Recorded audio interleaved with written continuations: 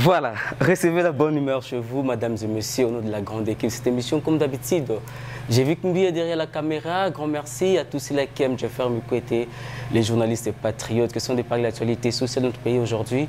Nous recevons pour vous la présidente de la Fondation Espoir et Futur, Madame Grace Mutsebele, ici avec un PPC pour parler par rapport aux différentes questions liées à ces secteurs de l'association et des ONG œuvrant ici à Kinshasa et pourquoi pas partout ailleurs. Madame Grace Mutsebele est notre invitée à qui nous disons bonjour Madame Grace. Bonjour.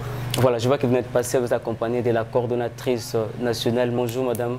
Madame Christelle, bonjour. Bonjour Monsieur le journaliste. Voilà, d'entrée déjà Madame Grace, vous êtes la présidente de la Fondation Espoir et Futur. Parlez-nous un peu de la motivation, de la source de création de cette Fondation Espoir et Futur.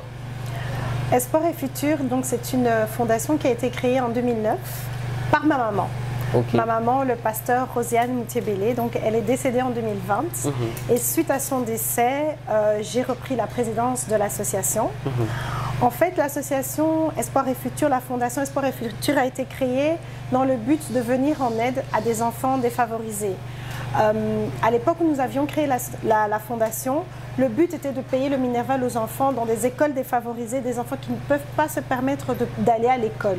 Parce que ma maman, un jour, était à Kinshasa, du côté de Kinkole. Elle se promenait en fait.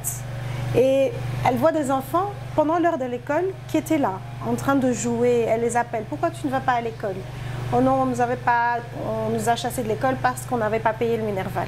Alors ça l'a touchée et c'est comme ça qu'avec ce fardeau-là, elle est rentrée en Belgique. Elle a décidé de créer la fondation pour commencer à payer le minerval des enfants. Et donc on a commencé à évoluer comme ça petit à petit, à payer le minerval des enfants. Et on est arrivé à pratiquement peut-être plusieurs centaines d'enfants à qui on a payé le minerval dans plusieurs villes. On était à Kinshasa, Lubumbashi, dans des villages. Et donc il y a même des enfants qui ont été jusqu'à l'université. On a payé pour eux les frais scolaires. Et suite au changement de gouvernement, il y a eu la gratuité dans les écoles. Donc suite à cela, nous on a décidé aussi de continuer à œuvrer. Mais il fallait qu'on trouve une manière d'œuvrer dans les écoles dans des quartiers défavorisés, là où les situations sont compliquées. Et c'est comme ça qu'on a travaillé avec le lycée avec lequel on travaillait avant. Déjà, on payait le minerval des écoles dans ce lycée-là. C'est là qu'on a décidé, grâce à l'impact également de la coordinatrice nationale, Christelle Lengue, qui a été sur le terrain et qui a vu que la situation n'était pas bonne dans les écoles. Et c'est comme ça qu'ensemble avec le comité ici, à Kinshasa, mais également le comité à Bruxelles, nous avons décidé de réhabiliter les écoles. Voilà, déjà vous présidez une fondation qui a été créée par une autre personne. Comment vous faites pour mettre en pratique ou réaliser concrètement l'idée? Parce que vous n'êtes pas l'initiatrice. Non. Vous avez hérité cette fondation d'une personne, de votre maman qui est déjà décédée. Comment faites-vous pour, comme on dit, lier l'utile à l'agréable? Parce que c'est elle l'initiatrice. Elle sait de quoi, c'était quoi l'objectif de la fondation. Comment faites-vous pour essayer un peu d'être à jour par rapport à son idée? En fait, il y a plusieurs choses. Donc, quand elle a créé la fondation, moi, j'étais déjà impliquée. Dès le départ, j'ai toujours fait partie du comité, j'ai toujours travaillé avec elle. Et comme je dis, c'était ma maman, donc je vois un peu sa vision et je sais exactement ce qu'elle aurait voulu faire. Et comme on en a parlé et on en parle toujours au sein de notre fondation, l'éducation. On veut pouvoir éduquer les enfants parce que c'est en donnant une éducation qu'on pourra faire un Congo meilleur. Mes parents sont fruits de l'éducation, je ne fais que le répéter. Ils étaient au village, ils n'avaient pas d'argent ni de personnes haut placées qui pouvaient payer leurs études, non. C'est à cause de leur travail, à cause de leurs résultats scolaires. Ils ont eu des bourses, ils ont pu aller étudier et se former. Donc c'est pour ça que je sais que l'éducation est vraiment le centre de notre fondation. Voilà, partant de cette réponse, certaines personnes pourront dire que « Ah, maman, d'heureuse mémoire, notre maman qui nous a quittés était égoïste, et pourquoi seulement prendre sa fille? Il n'y avait pas d'autres collaborateurs autour de la maman pour essayer un peu de pérenniser l'œuvre de maman. Pourquoi seulement Madame Grace? Vous vous sentez préparée par rapport à ça? Pas du tout. En fait, ma maman est décédée suite au Covid en 2020. Elle faisait partie des premiers cas. L'hôpital là où elle est décédée, elle était le premier cas de Covid. Donc je peux vraiment vous confirmer que je n'étais pas du tout préparée. Elle était jeune, elle était en bonne santé, donc on n'était pas prêt à ce qu'elle parte. Pour nous, on savait qu'elle allait rester pour toujours, presque.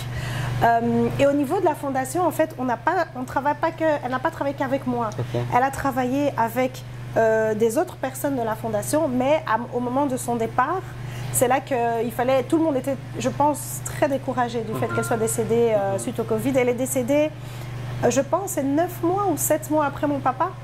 Donc ça a été beaucoup de chocs en très peu de temps. Et beaucoup de gens étaient par terre. Donc il fallait avoir la force intérieure de pouvoir se mettre debout et continuer le travail. Et c'est moi qui ai repris la présidence, mais je ne suis pas seule. Je travaille avec beaucoup de gens. Ici, comme je vous ai dit, j'ai ma coordinatrice ici. C'est elle qui fait tout le travail sur le terrain ici. Donc moi, je fais le travail en amont, mais elle, pratiquement, c'est elle qui est sur le terrain, qui va visiter les écoles, qui rencontre les gens. Donc je ne suis pas seule. Et c'est ça la force, en fait, d'une fondation, c'est qu'on est à plusieurs. Elle a une équipe de volontaires qui l'aide également ici sur le terrain. Donc on n'est pas seul. Voilà, vous n'êtes pas seul. Est-ce qu'aujourd'hui, partant de 2009 jusqu'à ces jours, est-ce que personnellement, là où maman est-ce qu'elle s'est réjouie du travail déjà abattu par la dame de fer, Madame Grace Mouchebele? J'espère, en tout cas, je pense, parce que c'est vraiment la vision de ce qu'elle aurait voulu faire. Et vous œuvrez dans quel secteur? La fondation œuvre dans quel secteur? La fondation œuvre uniquement dans l'éducation, mais on n'est pas fermé à la société, dans le sens où on veut faire des bonnes œuvres, on veut aider le prochain. On a des orphelins qu'on avait pris en charge déjà depuis, on payait leur Minerval quand il y avait le Minerval à payer dans les écoles. Donc on essaie de continuer encore à faire ce genre d'œuvres de bienfaisance. Et on a beaucoup de projets à venir que je ne vais pas divulguer maintenant parce qu'on est encore dans le labo de ce qu'on veut devenir. Mais essentiellement ça, dans l'éducation et autour de l'éducation. Le Congo est habité à divers problèmes. La santé, hormis l'éducation, nous avons... il y a divers problèmes que le Congo traverse actuellement. Pourquoi seulement l'éducation? Quelle a été la motivation de ce secteur d'éducation? Comme j'ai dit, mes parents étaient le fruit de l'éducation et pour eux, l'éducation, c'était très important, c'est crucial. On peut changer une société par l'éducation. Vous avez parlé de la santé. Si aujourd'hui, au ministère de la Santé, on a des personnes qui sont arrivées là ou qui n'ont pas eu une bonne éducation, ils ne peuvent pas changer la santé. Le problème est régler les problèmes de santé du Congo. Donc moi, je suis juste une seule fondation et je veux faire ce que je sais faire, l'éducation, soutenir l'éducation. Et c'est pour ça qu'on veut se concentrer dessus. On ne peut pas changer le Congo à une seule fondation. Mais nous, ce qu'on va essayer de faire, c'est donner la main d'association au ministère de l'Éducation, dans les différentes écoles, créer des dynamiques, créer de la synergie pour qu'ensemble, nous puissions transformer le secteur de l'éducation. Voilà. Dans votre actif, la Fondation compte déjà combien d'activités réalisées ou combien de projets réalisés? Alors, comme j'expliquais, on a repris la Fondation après le décès de ma maman, donc en 2021. Et en 2021, nous avons pu réhabiliter un lycée, le lycée Lufungula. Voilà. Parlons du sélection ou de mode, des critères. C'est quoi les critères? Comment vous faites la sélection par rapport je ne sais pas moi. Kinshasa aujourd'hui compte 4 districts. Nous avons la Funa, Tchangou, Lukunga et Moamba. Comment vous faites par rapport à ces 4 districts pour porter votre choix pour une action? C'est une très bonne question. Je pense que cette question, la personne qui pourra mieux y répondre, c'est notre coordinatrice nationale, parce que c'est vraiment elle en fait qui se charge de trouver les écoles et de les sélectionner. Voilà. Merci. Nous passons la parole à Madame Christelle Lengue, qui est la coordonnatrice de la Fondation Espoir et Futur.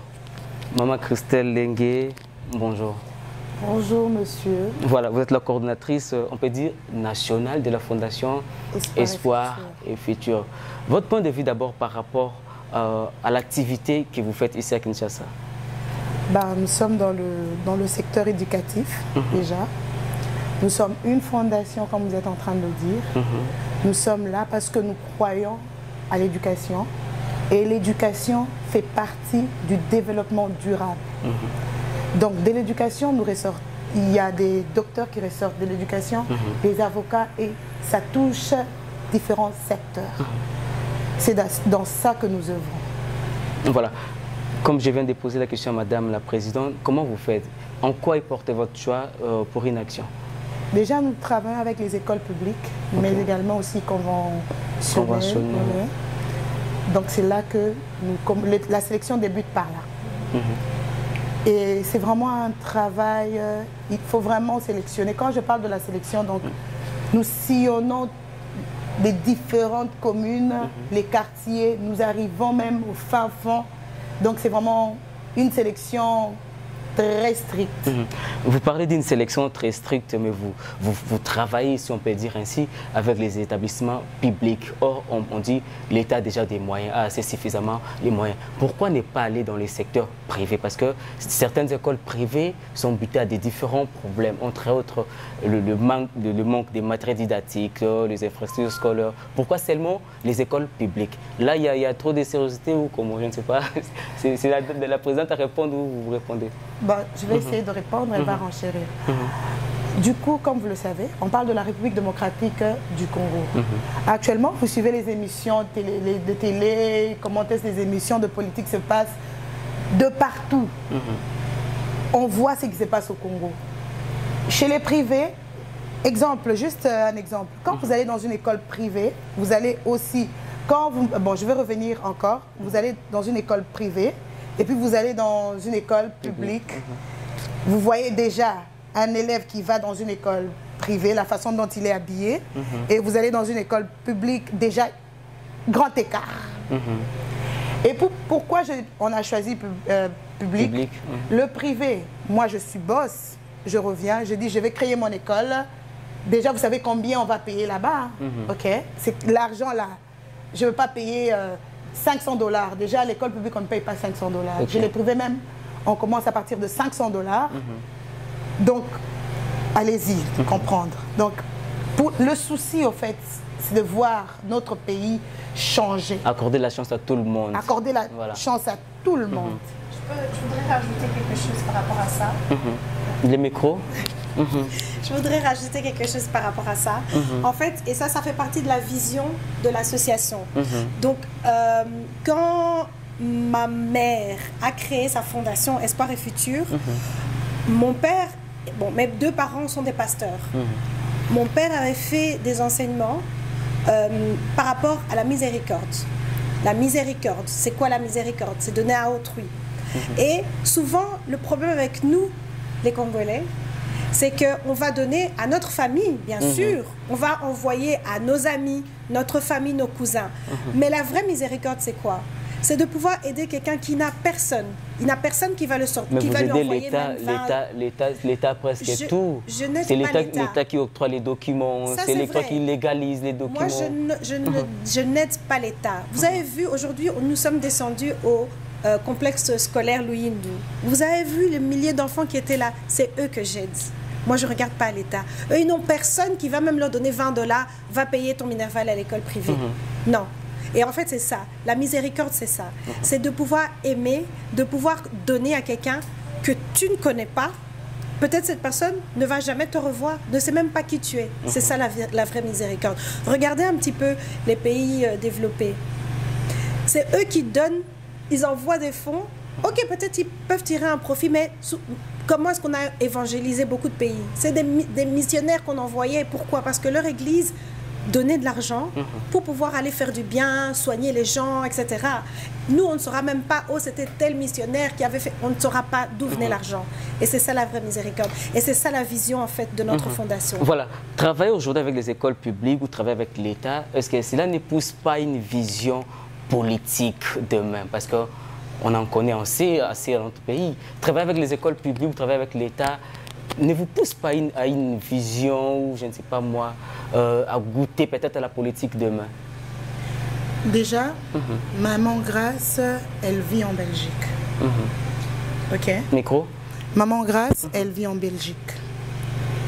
La fondation, dès le départ, les parents qui sont pasteurs, scolariser des enfants orphelins. Donc, prendre les enfants qui ont coupé avec l'école, les remettre à l'école. Et ceux-là qui n'avaient pas de moyens pour payer cette école, ils le faisaient anonymement. Donc, on ne savait même pas. Donc, papa pouvait arriver comme ça, maman pouvait arriver comme ça dans une école. Ok, donnez-moi la liste des orphelins. Papa, il paye, il part. Ok, ça n'avait rien de politique. Moi, je suis à Kinshasa. J'accompagne la fondation qui n'a rien à voir avec mes ambitions que j'ai en tête là, que je ne vais pas vous dire là maintenant, qui sont peut-être... en tout cas, il n'y a pas jusque-là, il n'y a pas de prononciation, pas de prononciation, donc on est apolitique. Je reviens sur la sélection. Je reviens sur la sélection, pourquoi? Pour vous dire que c'est un problème de cœur. Okay. C'est un problème d'amour. Elle a ses origines qui la poussent à continuer la mission que maman avait commencée. Ok? Déjà, maman est partie, mais il y a des enfants qui comptaient sur maman. Il y a des enfants, des coups de fil, les gens pleuraient, ils ont fait des deuils, en tout cas, pendant que... Et elles étaient en train de pleurer, parce que je pense que quand on est descendu à Lufungula, c'était des larmes. Les gens ont pleuré, n'attendaient que voir. Nous étions avec vous, vous vous rappelez? Qui allait s'occuper de tout ce monde-là? À l'époque, il y avait, quand maman payait les Minerval, il n'y avait pas encore de gratuité. C'est pourquoi je vous dis, là, il n'y avait pas de gratuité, on payait. Hein. Ça n'avait rien à voir avec les trucs politiques. Elle payait. Et là, vous posez la question parce qu'on touche aux installations de l'État, n'est-ce pas? Oui, évidemment. Je pense que quand on n'a plus rien à faire, on s'est dit, ok, il n'y a plus d'orphelins à scolariser. Il faut continuer avec cette mission-là. Qu'est-ce qu'on pouvait faire? On pouvait se dire, écoute, les jours où il pleut, par exemple, les enfants n'ont pas accès aux classes. Est-ce que vraiment, les enfants font une semaine à Lufungula sans accéder? Si vraiment il pleut, la pluie c'est tous les jours, c'est difficile pour accéder dans les salles de classe, vous le savez. Et c'est là où maman avait commencé avec cette affaire de payer la scolarisation des enfants à Kinshasa. Parce qu'elle le faisait aussi à Kinkole. À Lubumbashi, n'en parlons pas, c'est là où les choses ont commencé. À Kamina, n'en parlons même pas. Donc on arrive à Kinshasa, en plein centre-ville, on voit les enfants comme ça. Et j'envoie les photos à Maman Grâce. Moi aussi, j'allais s'écouter pour voir comment est-ce qu'on pouvait changer, monter au secondaire, parce que là-bas, il n'y avait pas de gratuité. Je prends les photos, je constate vraiment que l'école, c'est grave. J'envoie à Maman Grâce, elle regarde, elle a un cœur. Pour faire ce qu'elle fait, d'abord, c'est l'amour. Hormis tout ce qu'on peut avoir comme réflexion et tout, c'est d'abord l'amour. Voilà. Parce que vous aidez et vous accompagnez l'État. Est-ce qu'en retour, l'État congolais, vous avez les soutiens du gouvernement congolais? Je ne sais pas. On va revenir quand vous allez dire comment est-ce qu'elle arrive quand même à réaliser tout ça. La sélection, moi j'habite Kinshasa. Je me renseigne, les périphériques, parce que quand on est allé, Maloué Kala, c'est au coin là, vous avez vu. Donc pour arriver jusque là, moto, tout ça, on y va. J'interroge, je pose des questions et tout. Je commence ma visite parce que moi je suis là pour mettre en exécution, pour diriger, pour superviser, planification et consorts, ça c'est mon affaire. Je suis en train de sillonner, j'ai dit ok, aujourd'hui je vais tourner. Je prends la moto jusqu'au là, je trouve qu'il y a une école, mais je vois des salles de classe en tôle. En tôle, les enfants par terre. Déjà, est-ce qu'aujourd'hui, vraiment en plein capitale de Kinshasa, on peut trouver des salles de classe en tôle? Non. Je prends les photos, j'envoie à Maman Grâce. Il y avait autant d'écoles, ne vous en faites pas. Mais les tôles là, un enfant peut se blesser comme ça, tétanos. Et il y a les sables, donc il pleut comme ça, les 1000 pattes peuvent venir, paf, l'enfant d'auto. En tout cas, c'est comme ça. La sélection de Lufungula, là je parle de la sélection pour Lufungula. Et c'est comme ça que je présente le projet à maman.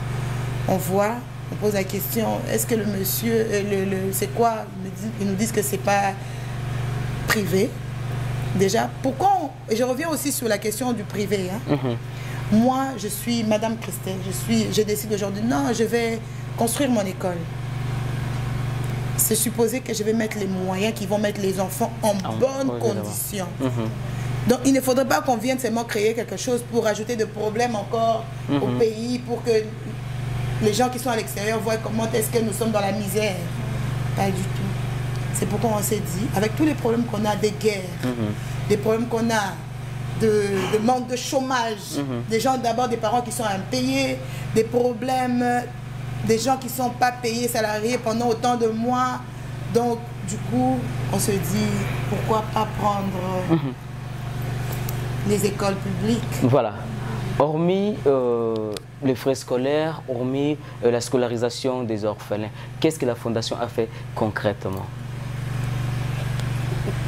pour accompagner, bien sûr, les établissements publics? Concrètement, en fait, vous l'avez cité, hein, c'est scolariser des enfants, payer le minerval. Je vous ai dit, depuis qu'on a commencé, on a eu plusieurs centaines d'enfants qui ont été scolarisés de l'école primaire jusqu'à la fin des secondaires. Et là, donc, nous avons réfectionné 6 salles de classe au lycée Le Fungula. Et nous avons donc notre nouveau projet pour 2022, c'est le complexe scolaire Luindu. Et là, nous sommes en train, donc, nous avons détruit les 3 salles de classe en tôle dont maman Christelle parlait. On les a détruits. Nous sommes dans le processus de construire 3 salles de classe et de construire des bancs, réfectionner des bancs. Et dans les 3 salles de classe, il y aura une salle d'informatique et une salle de coupe et couture parce que donc ce complexe a cette option-là. Donc on veut leur offrir des ordinateurs, etc. Voilà. La Fondation est en train de construire un bâtiment au complexe scolaire Luindama, vous avez dit Luindu. Est-ce que vous avez le soutien, l'accompagnement de l'État? Comment vous faites par rapport... parce que construire, ça demande les moyens. Si l'État n'arrive pas à construire, c'est parce que l'État s'est dit, entre guillemets, qu'il n'a pas assez de moyens. Mais vous êtes dans un secteur privé, on peut le dire ainsi. Où avez-vous les financements? Comment vous faites pour construire ou réfectionner des bâtiments? Effectivement, donc pour le moment... tout est fait sous fonds propres, donc les fonds, tout jusque-là avait été fait sous fonds propres, les fonds de la Fondation. C'est-à-dire que nous avons des partenaires en Belgique, nous avons des amis qui veulent soutenir. Quand on explique un petit peu ce qu'on fait, ils donnent quelque chose, etc. Mais pour ce projet-ci du complexe scolaire Luindu, nous avons eu le soutien de la ville de Bruxelles. Nous avons eu un financement pour pouvoir réaliser ce projet. Donc en fait, qu'est-ce qu'on a fait? Maman Christelle est venue, comme elle a expliqué le processus de sélection, elle va voir les écoles, elle fait des photos, elle parle avec le pouvoir organisateur de l'école, faire des enquêtes, etc. Elle a vu cette école, il y avait un bon potentiel dans le sens où le pouvoir organisateur était déjà structuré. Elle a fait des photos. Et moi, en Belgique, j'étais et j'ai expliqué l'histoire. Voilà l'histoire de cette école. Il y a des enfants qui étudient dans des conditions indécentes, dans des tôles et par terre. En expliquant ce projet-là, la ville de Bruxelles nous a donné un financement. Donc ça, c'est le soutien qu'on a eu, mais on a également d'autres activités. Donc avec Maman Christelle, on a mis en place une boutique. Pour le moment, qui n'est pas encore dans un lieu fixe, mais on fait des marchés, etc., toutes sortes d'événements en Belgique, où on a fait de la confection de bijoux, la confection de pochettes en pagne qu'on fabrique ici à Kinshasa. Donc c'est aussi pour soutenir l'économie locale et que moi je revends en Belgique. Avec ces fonds-là, j'ai pu envoyer déjà le départ pour pouvoir commencer les travaux, etc. Voilà. Puisque vous êtes dans le secteur de l'éducation, nous sommes en pleine période de la rentrée scolaire 2022-2023. Est-ce que vous avez un projet que vous avez soumis à l'État congolais par rapport au calendrier scolaire de cette année? Alors, c'est une très bonne question. Pour le moment, avec l'État congolais, on n'a pas encore demandé leur soutien pour la simple et bonne raison que l'État congolais est un État de droit qui nous demande d'avoir certaines choses déjà mises en place au niveau administratif. Voilà. Et donc ça, c'est justement parmi les choses que nous avons fait dans le courant de cette semaine, d'entamer pour finaliser les démarches, pour que nous puissions être en ordre avec l'État congolais, pour que suite à ça, nous puissions nous présenter auprès de l'État congolais. Donc la fondation fonctionne sans pour autant avoir des documents légaux, si on peut le dire ainsi. Non, c'est pas ça. C'est pas ça que j'ai dit. Il ne faut pas mettre des mots dans ma bouche.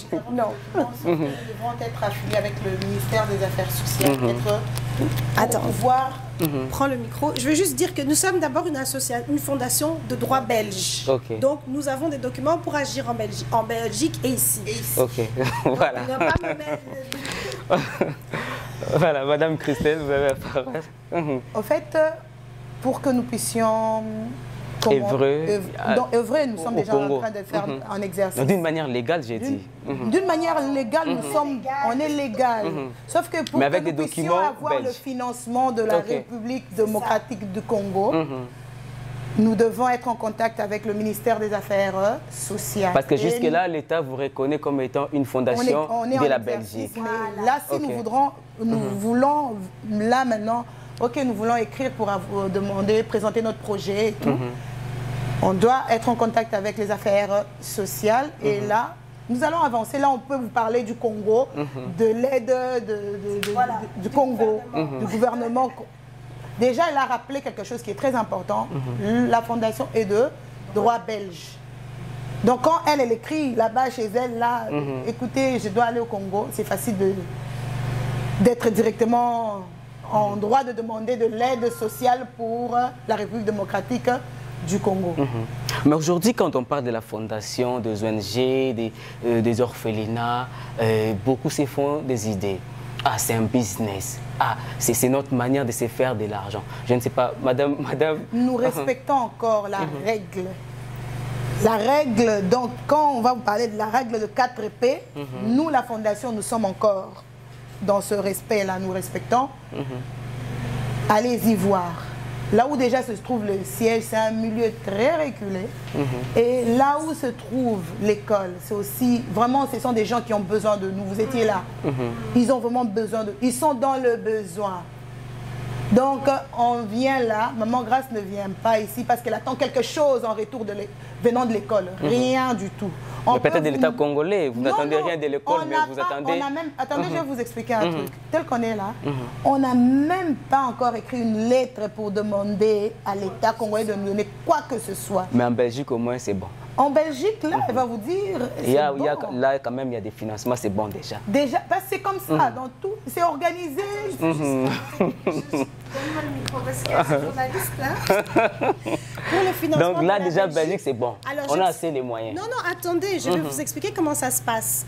En Belgique, j'ai fait un appel, j'ai répondu à un appel à projet. C'est pas comme ça où on vous donne l'argent et puis je veux faire ce que je veux, je vais sortir avec mes copines. Je dis, hé, maman, Christelle, viens, on va boire du champagne, on va... Non, c'est pas comme ça. Donc, j'ai fait un projet avant même qu'on me donne l'argent. On a d'abord commencé à calculer les bancs. Combien de bancs on va faire? J'ai dit, voilà, je vais faire autant de bancs. Le banc coûte autant. Je vais faire la peinture, un devis de peinture. J'entrais tout ça dans mon appel à projet pour avoir le financement. La peinture va faire autant. La fondation va faire autant. Telle étape de construction. Donc, mon projet est très précis en termes de dépenses. Et le gouvernement me donne, ils ne m'ont même pas donné encore tout l'argent, ils m'ont donné l'argent, mais moi maintenant, en retour, je vais leur dire, voilà, j'avais dit que je vais faire 100 bancs à 20 $, c'est 45 $ le banc, comme ça tout le monde sait. 100 bancs à 45 $ le banc, mais finalement, il s'est avéré que je devais faire 80 bancs parce que le prix du banc a augmenté. Parce que l'argent ne va pas augmenter. C'est le même. Donc, tout euro que j'ai reçu du gouvernement, je devrais donner des pièces justificatives. Maman Christelle, la pauvre, elle court après tous nos entrepreneurs, toutes les personnes qui travaillent avec nous pour demander des reçus, signer des reçus, demander des factures. Donc, c'est vraiment, on ne fait pas un travail avec l'argent des financements du gouvernement belge, comme si c'est la fête, on part en vacances. Non, non, non, non, non. Au contraire, depuis que le gouvernement est entré dans l'histoire, vous pouvez demander à ma collaboratrice ici. Je suis stressée, je lui demande même 25 fois les pièces justificatives. Parce que l'argent d'un blanc. Voilà. Donc, on peut conclure que... Je veux essayer un peu de parler. Maman Grâce, elle n'est pas arrivée comme ça, la seule. C'est une sélection, en fait. Donc, elle a dépensé son énergie pour défendre le projet Louis Ndou qui a été validé. Ça a pris du temps. On a introduit, on a attendu 2 mois, je vous dis, 2 mois de négociations. Oui, on a attendu 2 mois. Donc, pour vous dire que ce n'est pas facile. Ce n'est pas comme si elle venait nous dire, écoutez, il y a l'argent, venez tous, on va en Belgique, on va nous donner l'argent. Non, voilà. Pas du tout. Voilà, vu que la télé, c'est le temps, nous approchons petit à petit vers la fin de cette émission. Vous êtes la coordonnatrice ici à Kinshasa. Où se trouvent les sièges? Parce que juste là, vous êtes encore, on peut dire, à météo. Les sièges nationaux d'une manière frauduleuse, si on peut les dire. Non, non, non, non. On a les documents parce que je peux vous présenter le F92. Vous pouvez me donner le F92, là où il y a l'adresse. Dans la fondation, ouvrez là-bas, il y a la un numéro. Il y a l'adresse. Nous sommes sur l'avenue Mouamini numéro 3, dans le quartier Météo, dans la commune de Ngalim. Donc, on n'est pas des... Ok, voilà. Nous sommes pratiquement à la fin de notre mission. Cette question, je la pose d'abord à Madame la Présidente et puis je vais finir avec vous. Vous êtes jeune. Aujourd'hui, faire cette carrière est vrai dans un secteur dont on ne gagne absolument rien. Pour d'autres jeunes, en tout cas, c'est un chemin dont peu vont pratiquer ce chemin. S'il faudrait lancer un message à tous ces jeunes-là qui vont vous suivre à travers cette émission par rapport à ce secteur des recherches caricatives, comme on dit, et quel serait votre message? Mon message, en fait, c'est vraiment d'encourager, de faire quelque chose pour autrui. Faire quelque chose pour quelqu'un que tu ne connais pas, quelqu'un qui ne te connaît pas. Et moi, comme je ne fais que le répéter, je suis chrétienne et notre fondation a des valeurs chrétiennes. Donc, nous voulons vraiment aimer les autres et donner là où nous pouvons donner. Bien sûr, moi, j'ai un travail, je travaille sur le côté et ça, je fais en plus de mon travail. Mais comme maman Christelle a dit, nous tous, ça nous prend du temps, de l'énergie, beaucoup de travail. Donc, c'est un sacrifice qu'on fait, mais la récompense est bien plus grande parce que, comme je vous ai dit, quand on va voir les enfants qui nous remercient, qui sont contents à cause de ce qu'on a fait pour eux, ils ne nous connaissent pas, ils ne nous reverront peut-être jamais, c'est tout le bonheur que je veux recevoir. C'est ça. Ces enfants que j'ai vus aujourd'hui, c'est tout ce que je veux. Voilà, merci. Madame Christelle, après le complexe scolaire, c'est Louyindou, c'est quoi la prochaine étape? La prochaine étape ou, je ne sais pas, la prochaine école? Je pense qu'on a encore 2 écoles. On va quitter la commune de Ngaliema.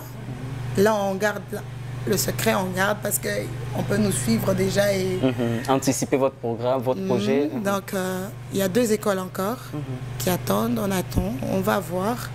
Puisqu'on vous a déjà dit, on va essayer en République démocratique du Congo, voir. Je vais quand même encourager madame à essayer. On va essayer. Mais au cas où... on n'arrive pas à trouver, nous allons faire comme on a l'habitude. Ceux-là qui nous suivent peuvent, tout celui qui sera touché peut nous contacter. Tout celui qui veut venir donner de l'espoir à la génération future peut toujours nous contacter. Et nous sommes là, on est ouverts. Voilà. Merci beaucoup, Madame Christelle Lengue. Nous allons terminer avec Madame la Présidente, Maman Grace Mouchebele. Après avoir donné l'espoir, vous assurez le futur. Pour quelle finalité? Pour quelle finalité? Pour que notre pays, le Congo, soit un pays debout. Que ces enfants qui ont 6 ans, ils commencent la primaire, qu'ils soient des gens avec des têtes bien faites, qu'ils aient une chance de pouvoir être éduqués et pour pouvoir relever le pays. L'éducation, c'est la clé de beaucoup de choses.